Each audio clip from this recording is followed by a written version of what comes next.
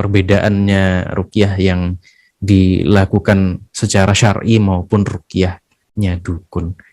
Fadhol. Jadi kembali lagi bahwa kita untuk membedakan antara ruqyah yang syar'i dengan ruqyah yang model dukun, karena mereka juga sama-sama pakai baju koko, baju takwa, bahkan mungkin bisa serban, gamis dan lain sebagainya.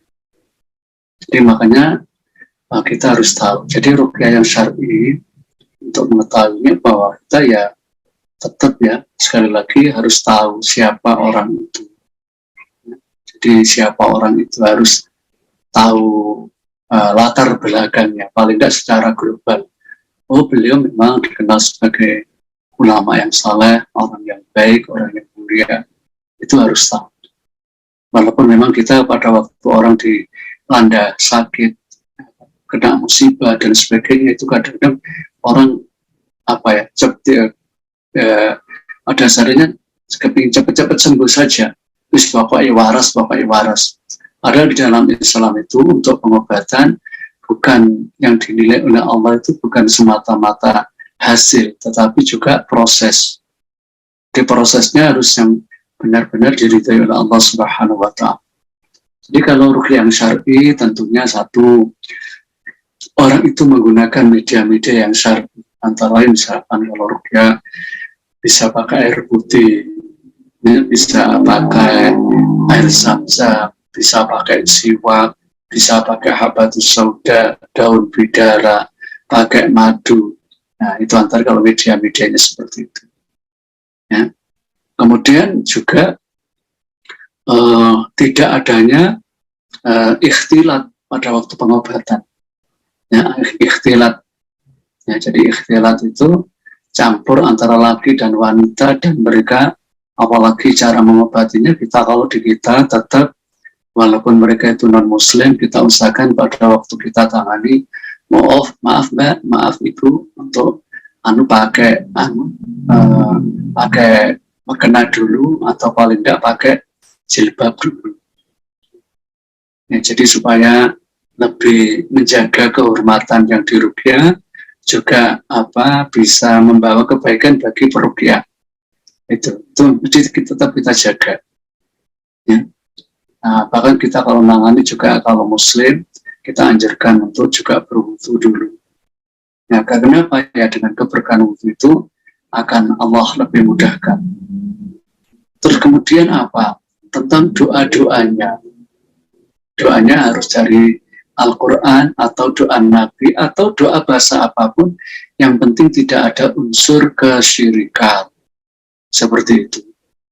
Jadi kadang-kadang memang mereka awalnya baca doa bagi peruqyah yang tidak syar'i, yang dukun-dukun itu, tapi ujung-ujungnya nanti ditambah doa-doa yang tidak syar'i, nyebut wahai yang bau rekso di ini, wahai yang di 4 penjuru, wahai. Ya, seperti itu. Itu jelas tidak syar'i. Apalagi, peruqyahnya adalah laki-laki, kemudian ruqyah wanita. Kemudian lihat saja, apakah misalkan kok berani menyentuh, apalagi di titik-titik yang memang tidak layak disentuh, misalkan di dada. Nah, kalau sudah berani ke dada, nyentuh perut, ya, nah itu saya kira itu pasti nggak syar'i. Ya, nyentuh di pinggul, di pantat, ya, atau itu jelas nggak syar'i. Kalau yang mungkin dalam ranah misalkan di tengkuk, di kepala, di telinga, ya, memang ada yang kadang-kadang perlu disentuh, kadang-kadang cuma dibacakan, kemudian ada yang cuma dibacakan, kemudian diminta yang gangguannya itu keluar. Memang ada yang perlu kadang-kadang disentuh, misalkan di titik muhis, di ubun-ubun, ya, kemudian di kofia roksi, yaitu di tengkuk ini yang paling banyak persembunyian jin. Nah, itu masih dalam koridor syar'i. Tapi kalau sudah lebih daripada itu, nah itu pastikan tidak syar'i. Ada banyak. Kita suatu saat menangani seseorang. Itu kaitannya juga dengan kaitannya dengan bekam, karena bekam itu bagian dari tibu nabawi. Ada seorang ibu-ibu datang ke kita, kok wajahnya suntrung, sedih. Kenapa ibu kok sedih? Kenapa kok gini? Seperti orang linglung. Ternyata dia pernah berbekam di tempat tertentu di Malang. Kemudian saya tanya, ibu siapa yang bekam? Laki-laki. Masya Allah. Ini kan jelas tidak syar'i. Terus apa Bu yang dilakukan? Dia bilang, maaf Pak Ustaz, semua baju saya disuruh melepas. Maaf, cuma pakai saya pakaian dalam sama biar.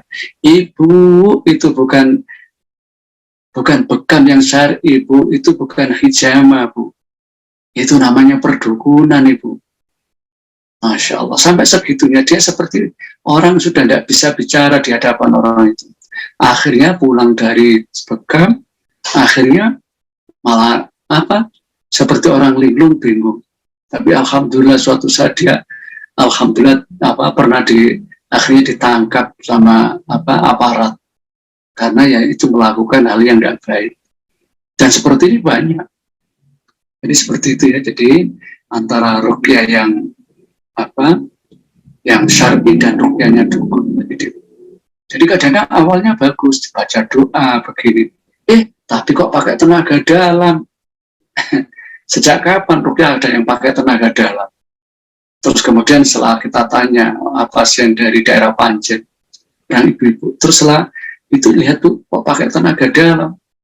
Terus kita tanya lagi, terus buat apa lagi Bu? Diminta supaya beli ayam putih yang mulus, kemudian disembelih, kemudian ditanam di depan pintu rumahnya. Nah, nyata-nyata ujung-ujungnya kan nggak syar'i kan.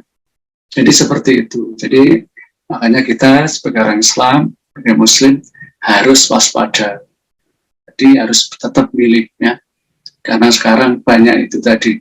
Karena kalau orang sudah mengatakan dukun atau paranormal nggak mau, maka dia juga pakai busana Muslim, baju Muslim, bahkan ngaku-ngaku Gus, ngaku-ngaku Kiai, ngaku-ngaku Ustadz, tetapi ujung-ujungnya tidak syar'i dan berujung kepada penipuan, baik itu secara materi ataupun penipuan ya dalam arti diambil kehormatannya. Apa ada. Jadi seperti itu. Wallahu a'lam. Rabbu qalbina wa barikna lina'mal salihan fi yadayya risalatu at-taghyir